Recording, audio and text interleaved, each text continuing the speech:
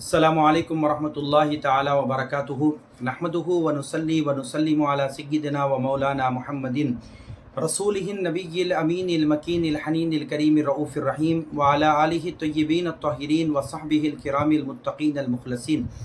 व जमीइल औलियाइ व सालिहीन व अलैना मअहुम अजमईन अम्मा बाद फ़क़द क़ालल्लाहु सुब्हानहु व तआला फ़ी कलामिहिल अज़ीम फ़अऊज़ु बिल्लाहि मिनश शैतानिर रजीम बिस्मिल्लाहिर रहमानिर रहीम अला इन्ना औलिया अल्लाहि ला खौफुन अलैहिम वला हुम यहज़नून अल्लज़ीना आमनू व कानू यत्तक़ून सदक़ल्लाहु मौलाना अज़ीम फ़क़ालल्लाहु सुब्हानहु व तआला इला मक़ामिन आख़र इन्नल्लाहा व मलाइकतहु युसल्लूना अलन नबिय्यि या अय्युहल्लज़ीना आमनू सल्लु अलैहि व सल्लिमू तस्लीमा अल्लाहुम्मा सल्लि अला सय्यिदिना मुहम्मदिन व अला आलि सय्यिदिना मुहम्मदिन व बारिक व सल्लिम। मुअज़्ज़ज़ नाज़रीन सामाईन मुहतरम बज़्म तुलबाए क़दीम और मुहिब्बान जामिया निज़ामिया जद्दा के ज़ेर एहतमाम जो माह रमज़ानुल मुबारक में 20 रोज़ा तज़किरे औलिया के उन्वान से हमने आपके सामने औलिया अल्लाह के तज़किरे और उनकी मुबारक ज़िंदगियों के कुछ हालात हमने आपके सामने सिलसिलेवार रखते हुए आए हैं। 20 रमज़ानुल मुबारक के बाद हमारी जो सीरीज़ का सिलसिला चल रहा है वो है बुज़ुर्गान दीन औलिया सालिहीन के अक़वाल और उनके इरशादात। अक़वाल व इरशादात और उनके तालीमात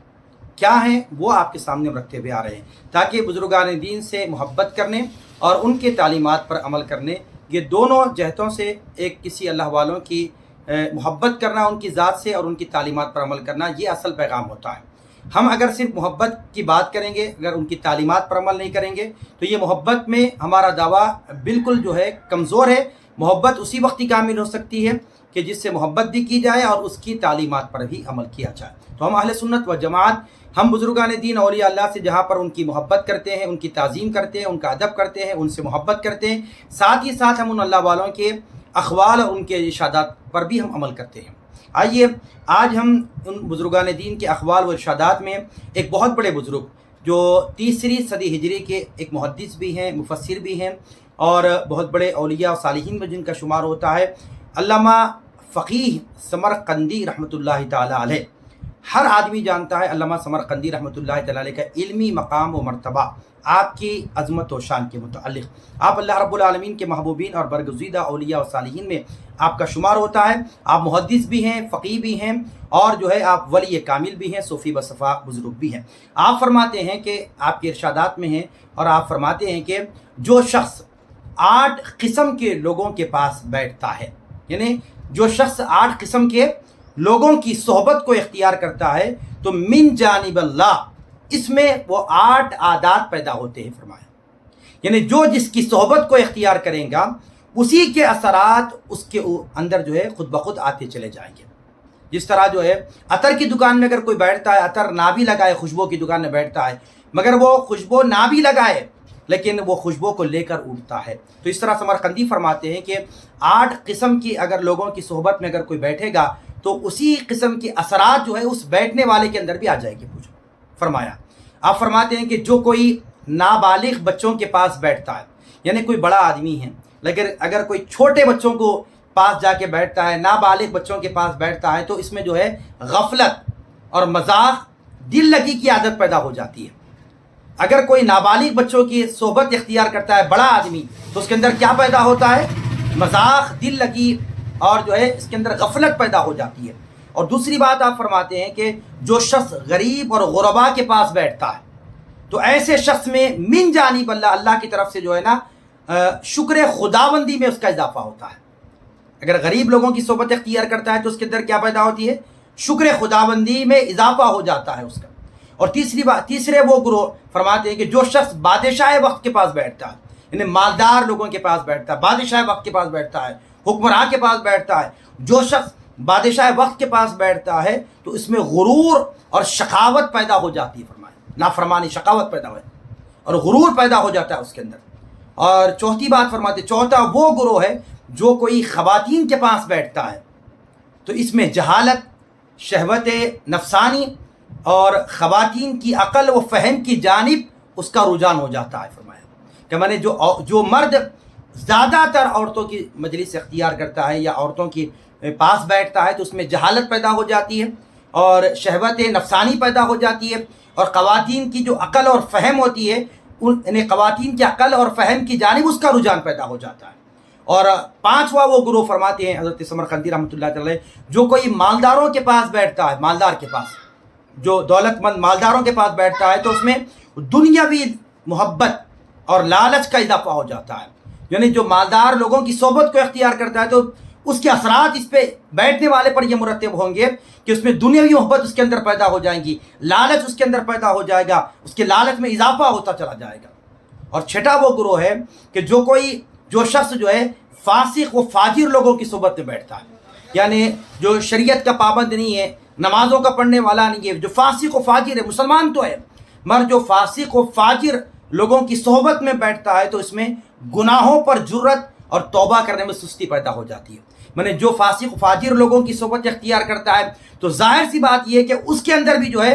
گناہوں کا معاملہ پیدا ہو جاتا ہے، گناہوں پہ وہ جرت ہو جاتی ہے، وہ بھی گناہ کرنا شروع کر دیتا ہے۔ بے نمازی کے ساتھ بیٹھیں گے تو آپ بھی بے نمازی ہو جائیں گے،